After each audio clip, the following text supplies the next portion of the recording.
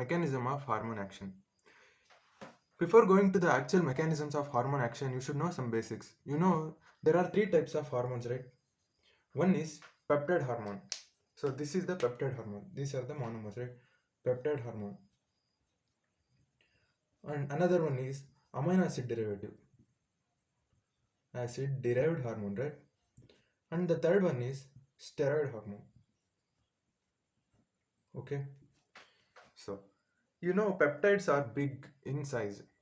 Of course, amino acids are smaller in size, but these two are hydrophilic in nature. They love water, right? Hydrophilic. Philic. But our phospholipid bilayer of cell membrane, you know, phospholipid bilayer is hydrophobic. It won't allow the hydrophilic substances to pass through the cell membrane easily. That's why peptide and amino acid derived hormones cannot go into the cytoplasm. They cannot cross this barrier, which is made up of phospholipid bilayer. That's why, because of the impermeability,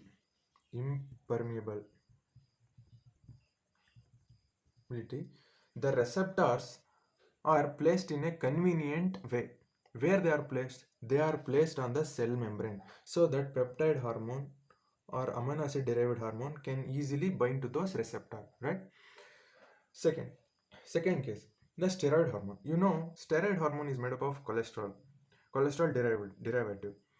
You know, cholesterol is lipid allowing. That's why it can easily pass through this lipid bilayer. Hydrophobic cholesterol steroid hormones are hydrophobic, and they are permeable. The plasma membrane is permeable for these hormones. Permeable. That's why the receptors are present inside the cytoplasm. Inside the cytoplasm for steroid hormones. But there is one exception, thyroid hormone. Even though it is made up of amino acid tyrosine, but the receptor for the thyroid hormone is placed inside the nucleus. Here you go. For thyroid hormone is placed inside the nucleus. Remember these three scenarios. The receptor for peptide hormone and amino acid derivative hormone, the receptors are placed on the plasma membrane because they are impermeable, right? The plasma membrane is impermeable for those. The steroid hormone, which is made up of cholesterol and lipophilic and hydrophobic, the receptor for these steroid hormones are placed inside the cytoplasm. For thyroid hormone, the receptors are placed inside the nucleus. So now guys, there are some three typical steps that are involved in the mechanism of every hormone action, right? Whatever may be the hormone, these are the three steps that are followed by it. Okay. Step number one. What is the step? Step number one. So here is your hormone. This is hormone. And this is receptor. Okay. Now the step one is the formation of hormone and receptor complex. See, this will come here and form a complex. Right? So this is the hormone receptor complex. This is step one. Right? So after step one, this hormone receptor complex induces the formation of this guy. What is this guy? Second messenger. Right? You know, hormones are also called as chemical messengers, right? They are first messenger. And this guy is here is called second messenger. So the hormone single-handedly cannot carry this mechanism. It requires a second messenger. Okay, so this is the second messenger. Hormone receptor complex is the step one that leads to the formation of second messenger. This is step two. This step two, in addition, leads to the physiological effect. Logical effect. What are those? For example, here I will take increased protein production, right? This will DNA undergo transcription to produce mRNA, right? and this will undergo translation to produce what? Protein. So in this way, the final step 3 is physiological effect. Logical effect. The first step is formation of hormone and receptor complex. Second step is formation of second messenger. Third step is physiological effect. These are the three typical steps that are followed by almost every hormone in their hormone action. In those three typical steps, the second step, that is the formation of second messenger, is the most important one, because formation of hormone receptor complex, that is step 1, and the physiological effects, that is the step 3, are minor compared to step 2. This is the major chunk of this hormone action, right? What is that? Step 2, that is formation of second messenger. The formation of second messenger occurs by 4 pathways. Broadly, they are classified into 4 ways, right? The first one is activation of G protein coupled receptors. G protein coupled receptors, right? So activation of this kind of receptors is one way. So G protein coupled receptor is like this, the receptor associated with G protein. Don't worry about the terms, just know the 4 pathways. I will discuss those in detail later. You will understand better. Now, this is the first step. The example for this way is number 1, adenylyl cyclase cyclic AMP system, right? Which one? Adenylyl cyclase cyclic AMP, right? System. And the second example is membrane phospholipase. Membrane phospholipase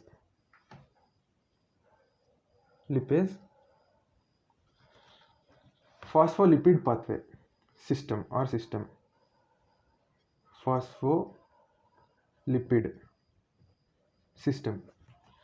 Remember like this, adenylyl cyclase, first enzyme will come, and the second this substance will come. Adenylyl cyclase is the enzyme, cyclic AMP is the substance, membrane phospholipase is the enzyme, phospholipid is the substance, right?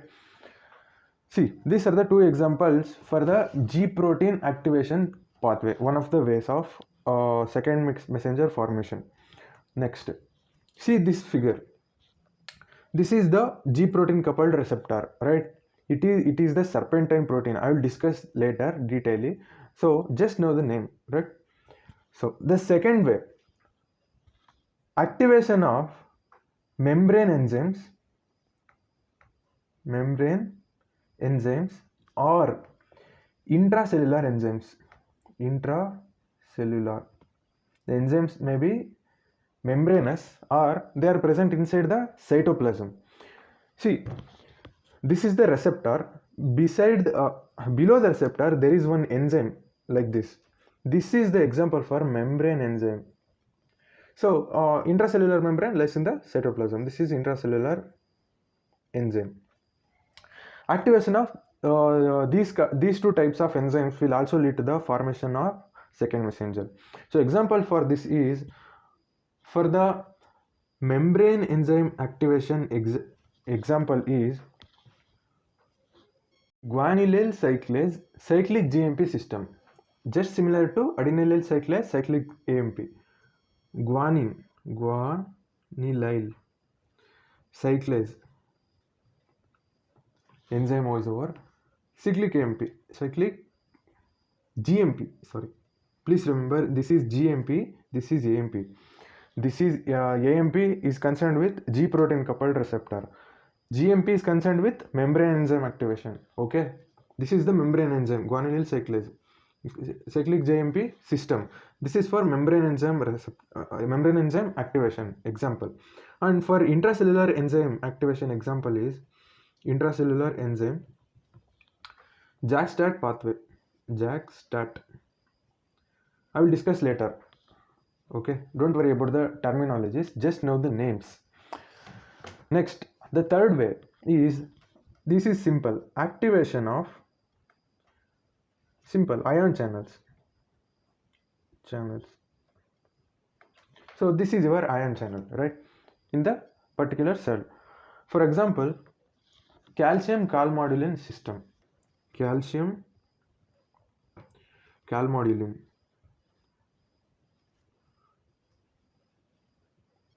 system or pathway. Calcium is the ion. This is the calcium ion channel. Calmodulin is the calcium binding protein. I will discuss later. So just now the examples and names of the four pathways, right? Four pathways of formation of second messenger. That is step 2. Now the last one is simple. This is transcription. Activation of transcription, plus sign, transcription. You know what happens for transcription? Usually steroid hormone will act by this pathway, right? Transcription leads to what? Transcription lead to formation of mRNA, right? mRNA lead to production of proteins. You know, you have heard of bodybuilders, right? They use steroids, they say. Some use steroids, not all bodybuilders use steroids.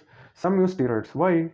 Because of the increased transcription, there is increased translation and subsequent increased protein levels.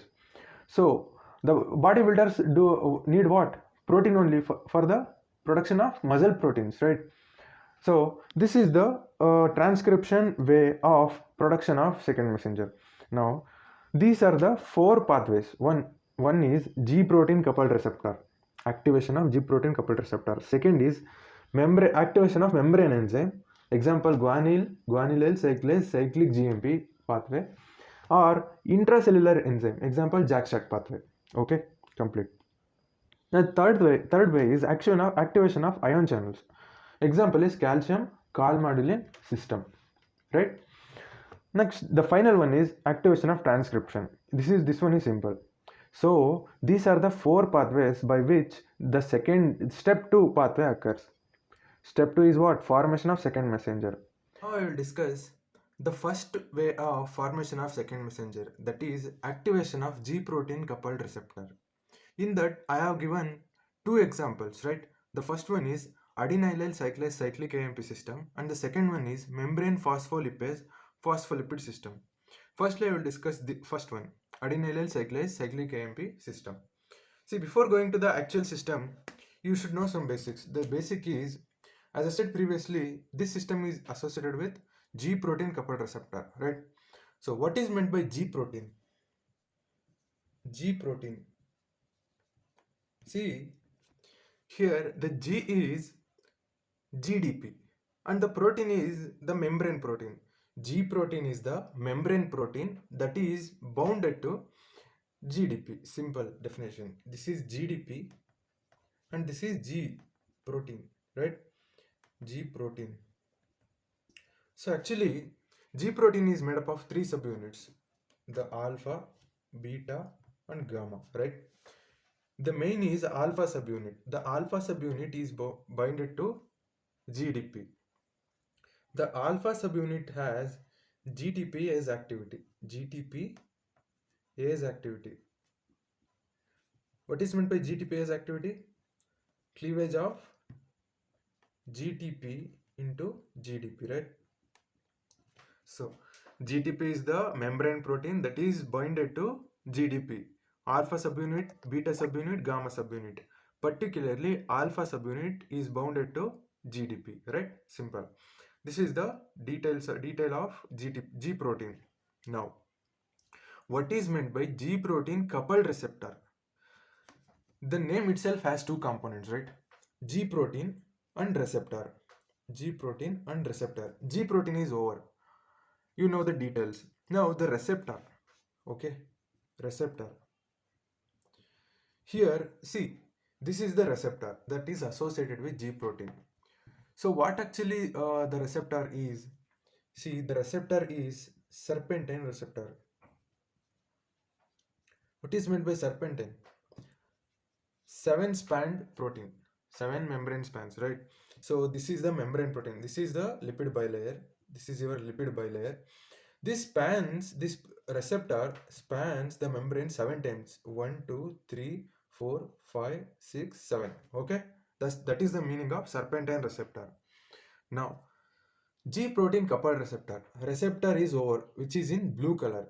It is coupled with this G protein, right? And it is attached to G protein is attached to GDP, right?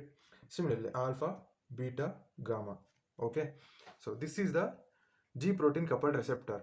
Now, if it is bounded to GDP, then we say it is in inactivated form, inactive. Okay, when it is bounded to GDP, but when it is bounded to GTP, then we say it is in active form. What is in active form? G protein coupled receptor is said to be in active form when it is bounded to GTP. When it is bounded to GDP, then it is said to be in inactive form. So these are the basic things. After knowing all these details, you should know the types of G protein. What are those? They are, remember like this: GS, GI, GT, GQ, and G13. G stimulatory, G inhibitory, okay, like that. Stimulatory and inhibitory are main. Of course, GQ also. The main difference lies in alpha subunit. Okay, the GS in GS protein, that is stimulatory protein, alpha subunit is alpha S. In GI, alpha subunit is alpha I. In GQ, alpha subunit is GQ, like this. The difference lies in alpha subunit. Okay, types of G protein are G stimulatory, G inhibitory, GT, GQ, and G13. Now, the actual adenylyl cyclase cyclic AMP system will be discussed, right? You know, this is the G protein coupled receptor, right? G protein coupled receptor. So, this is the G protein and this is the receptor, which is serpentine receptor, right? So, when there is hormone, this is your hormone.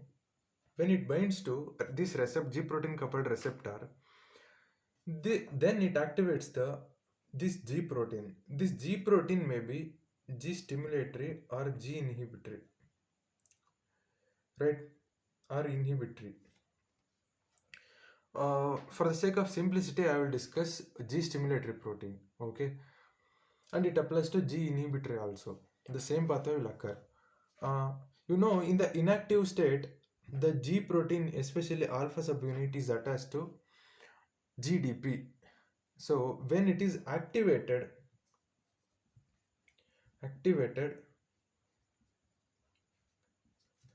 the G protein, the changes will occur.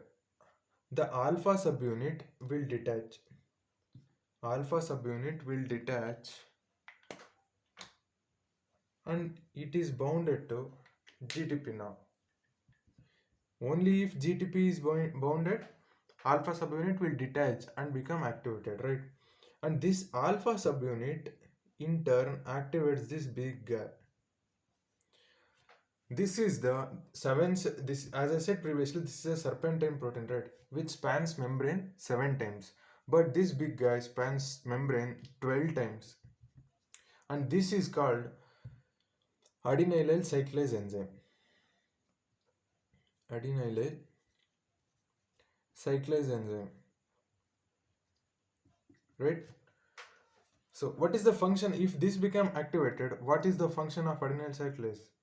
To cleave ATP to CAMP, right? Conversion of ATP to CAMP. This enzyme mediate this process.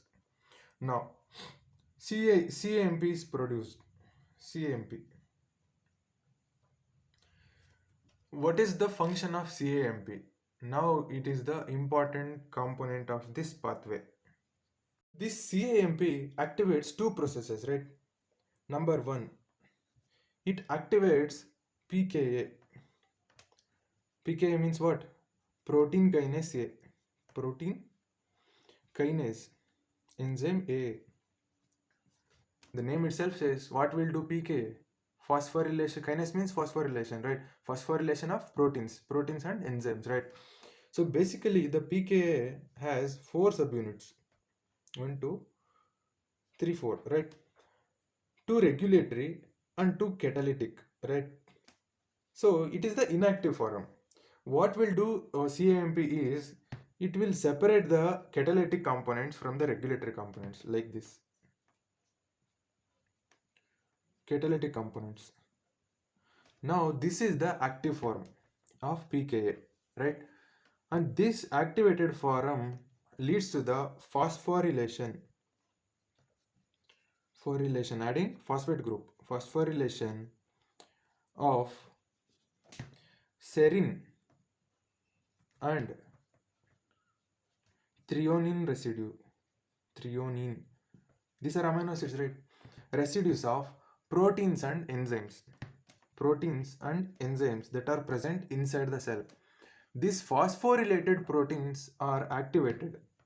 Activated form of proteins and enzymes is phosphorylated form. Okay, and some are deactivated also. I will discuss later. Now this will leads to the formation of physiological effect.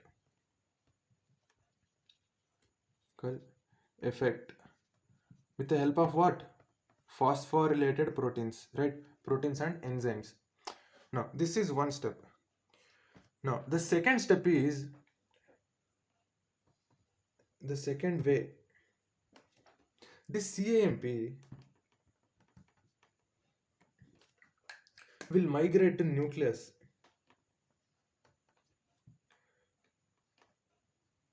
Right? It will migrate to nucleus and activate CREB. CREB. What is meant by CREB? CAMP response element binding protein. Right?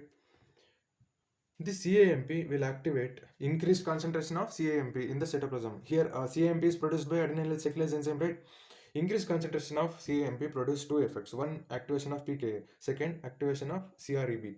This will mediate transcription process, mRNA, right? And protein synthesis.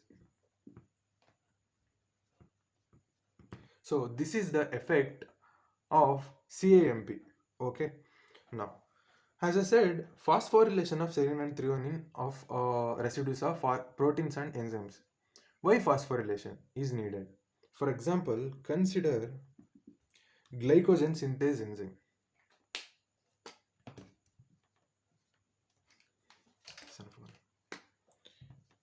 Glycogen synthase.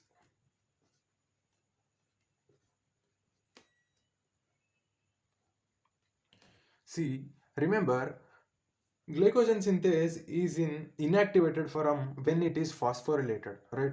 If glycogen synthase enzyme is phosphorylated, adding phosphate group, right? Then it is in inactive form. But if it is dephosphorylated, then it is removal of phosphate group. Then it is active form, right? Suppose this is the physiological effect. How activation of glycogen synthase by phosphorylation leads to the formation of more glycogen and decrease sugar level. If you want to increase sugar level, what will you do? You will dephosphorylate to increase the sugar level so that glycogen synthase enzyme will be inactivated and glucose is conserved. Hormones that act through adenylyl cyclase cyclic AMP pathway are, for example, norepinephrine. Through receptors are important here, right? Through beta 2 receptor and parathyroid hormone act by this pathway by increasing the CAMP. CAMP concentration in the cytoplasm is important. Whether the process is activated or deactivated, it all depends on CAMP pathway, right? CAMP concentrations. Next, norepinephrine only, but through alpha 2 receptor. This will lead to decrease in CAMP. So these are the examples for the adenylyl cyclase cyclic AMP system. Now the second example for activation of G protein coupled receptor is membrane phospholipase phospholipid system. In this I will see here. This is the receptor, G protein coupled receptor. Here the G protein is GQ protein. Types I have discussed already the types of G proteins, right? Here it is GQ.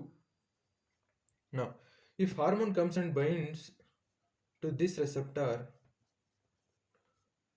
hormone receptor complex will form and this leads to the activation of GQ protein. This again, the GQ protein is associated with the membrane protein called PLC, phospholipase C, right? Phospholipase C enzyme. GQ is associated with the membrane enzyme called phospholipase C enzyme. Okay.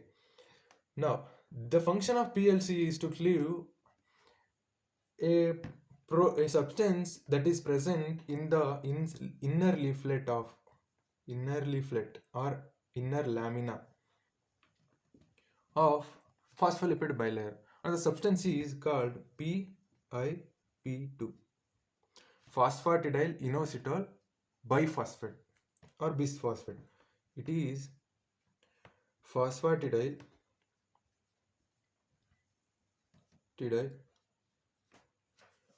inositol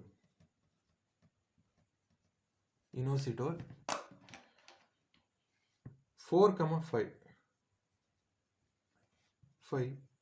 bisphosphate, or you can call biphosphate also, bisphosphate, right? This is the substance.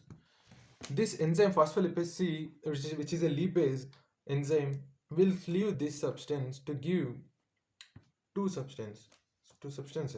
They are number one IP3 and DAG number 2. What are these? IP3 is inositol triphosphate. DAG is diacyl glycerol. Okay, these are the two separate systems that are created by the cleavage of PIP2. Okay, now first I will discuss the inositol triphosphate pathway.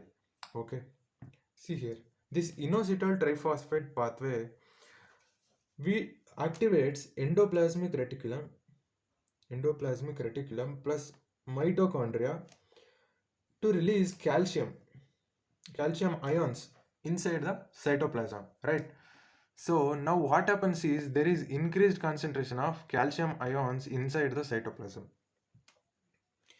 These calcium ions binds to calcium binding protein. This calcium binding protein example is calmodulin. Okay. So now what happens is interesting one. If a physiological effect is occurring, means some enzymes or proteins are activated. That's why physiological process is occurring. Okay. For the activation or deactivation leads to variation of physiological process also. For the activation and deactivation, phosphorylation and dephosphorylation is closely related, right? For the phosphorylation and dephosphorylation, the enzymes concerned are kinases. Simple, right? So here what happens is the complex formation, that is calcium ion plus calcium binding protein. If these two forms complex, then what happens is there is activation of calcium binding protein or calmodulin dependent protein kinases. Simple, protein kinases. If kinases are activated, what happens? Leads to phosphorylation of proteins and enzymes. Phosphorylation of what? Proteins and enzymes. This phosphorylation leads to what? Alteration in physiological process. Physiological process plus or minus alteration. Okay. Now, the DAG pathway, diacyl glycerol. This DAG after formation activates another enzyme called PKC. Please don't get confused with these three terminologies: PLC, PKC, pKa. pKa is protein kinase A. PLC means phospholipase C. PKC means protein kinase C. Okay. Now, protein kinase is activated by the DAG. Right. What will do protein kinase? This protein kinase, again, as the name itself says, kinase means what? Phosphorylation. Phosphorylation of protein and enzymes. Simple. This leads to alteration of physiological process or physiological effect. Physio effect, right? Now, so this is the substance which is associated with cell membrane, right? Now it is degraded, but it has to be recycled back to the cell membrane itself, right? So the recycling of PIP2. Now I will discuss that one. How PIP2 is recycled? See here, the IP3 is phosphorylated, right? So the first step is dephosphorylation of IP3. If this is dephosphorylated, what happens? Formation of only inositol. Phosphate groups are removed, right? Inositol is formed. Once inositol is formed, there is change in DAG also. DAG will convert to phosphatidic acid. Phosphatidic acid, right? Phosphatidic acid is formed. Again, phosphatidic acid is converted to cytosine diphosphate. Cytosine diphosphate.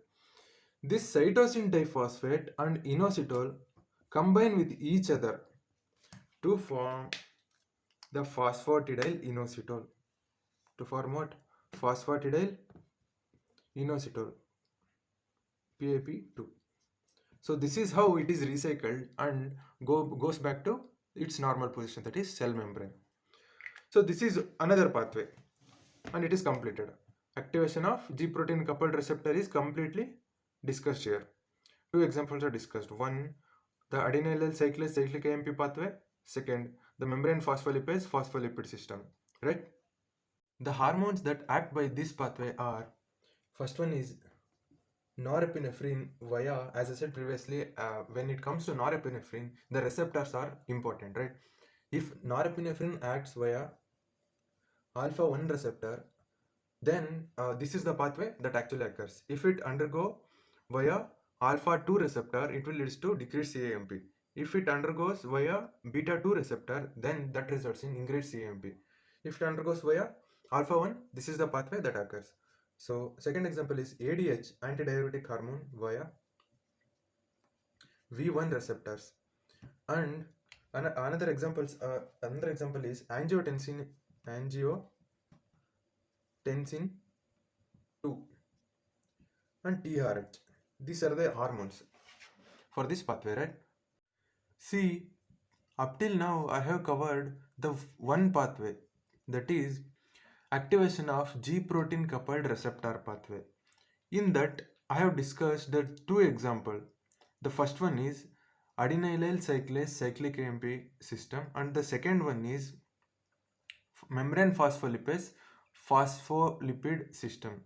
Even though the phospholipase is a membrane enzyme, but the G, because of the involvement of G protein, it is classified under G protein coupled receptor pathway, right? Here is the purely activation of membrane enzyme, no involvement of G protein, and the example is guanylyl cyclase cyclic GMP system. The second type is activation of membrane enzyme, right? And the pure example is this one.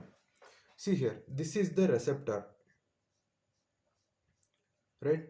When hormone binds to this receptor, this leads to activation of guanylyl cyclase enzyme, and this converts GTP to cyclic GMP. See, this is the crucial molecule here.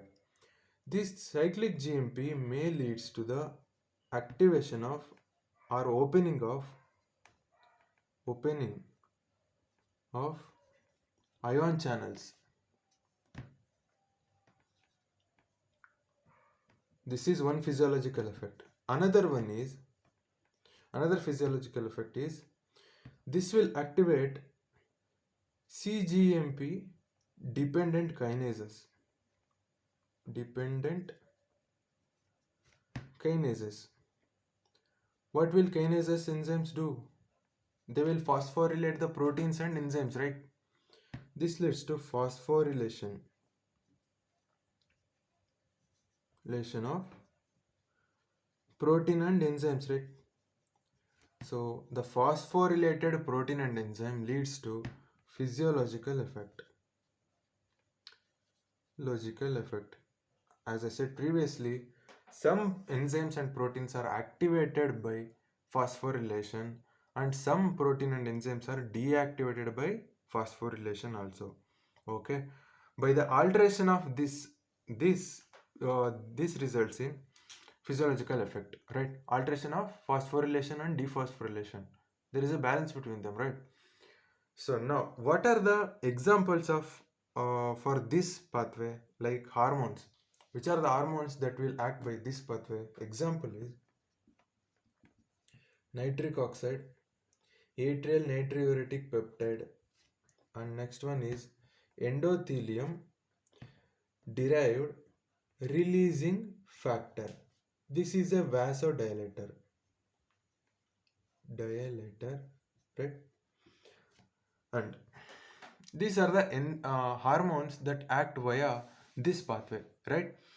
And the another example for this pathway is the guanylin. This is a GI hormone. Okay. Now the third mechanism, that is activation of ion channels. The example for this pathway is calcium calmodulin system. See here, this is the receptor. When hormone comes and bind with this receptor, what happens is this hormone receptor complex, HR complex, may stimulate this ion channel. This is calcium ion channel and it is ligand gated. Okay, this leads to the influx of calcium ions from ECF to ICF, right? Now another way is of this is one possibility. Another one is this leads to activation of endoplasmic reticulum and mitochondria to release calcium ions. Okay, so the ultimate result is increased cytosolic calcium levels, right? Increased calcium levels. So this will also contribute and this will also contribute. These are the two possibility. One, direct activation of ligand gated calcium channel. Another, activation of endoplasmic reticulum and mitochondria so that they release calcium ions. So in endoplasmic reticulum, what happens is depletion of calcium ions leads to the activation of store operated calcium channels. This is called store operated calcium channels. Okay, if there is depletion of calcium levels in the endoplasmic reticulum, this leads to activation of this channel through IP3, inositol triphosphate, and again this leads to influx of calcium ions. Again this also contributes to the indirectly contribute to the increased cytoplasmic calcium ion channel, calcium concentration only. Okay, now see here, if there is increased calcium concentration in the cytoplasm, what happens is this leads to the binding of calcium ions with calcium binding proteins. So what are those calcium binding proteins? Calcium binding proteins are calmodulin, troponin, cal binding. See, these are some examples. Okay. Now, once this complex is formed, that is calcium ion plus calcium binding protein, this leads to the activation of kinases. What type of kinases? Calcium binding protein dependent kinases. Let me write that one. Calcium calcium binding protein or let me write the particular name, calmodulin. Calmodulin. This is one of the calcium binding proteins, right? Calcium calmodulin dependent kinases. Once these are activated, what happens? This leads to phosphorylation of proteins and enzymes. You know, some enzymes are activated, some enzymes are deactivated by phosphorylation. So this leads to physiological effect.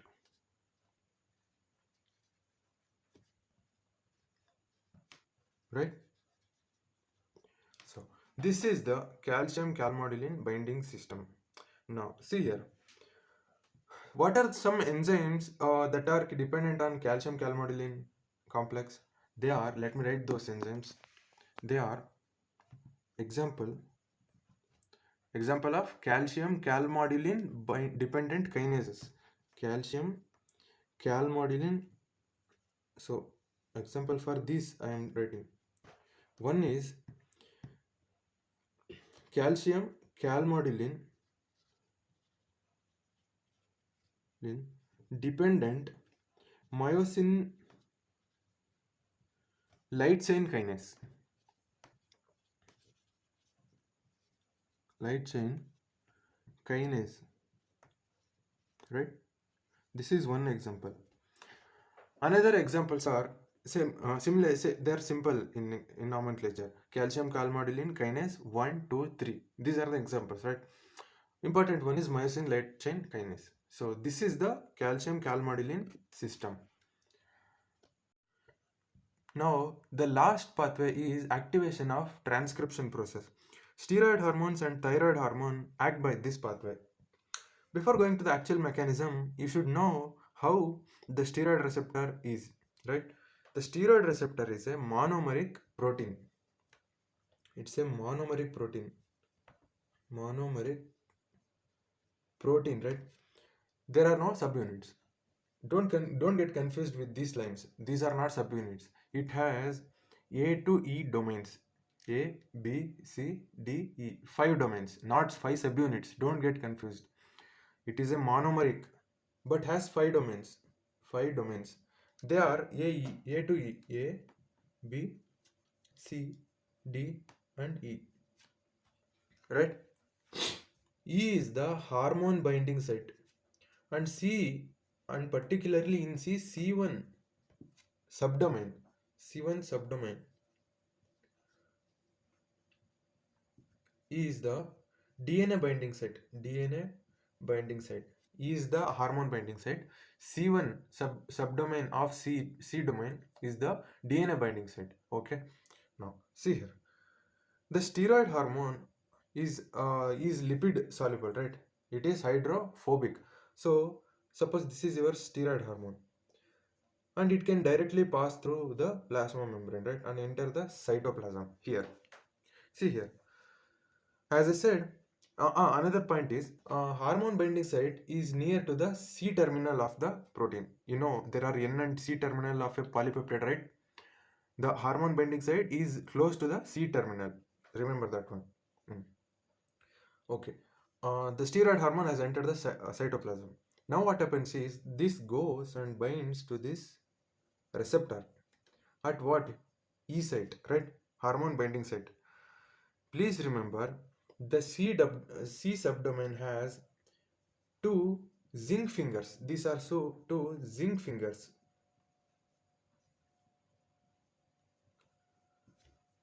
And another concept is the steroid receptor is associated with heat shock protein. This is heat shock protein, HSP.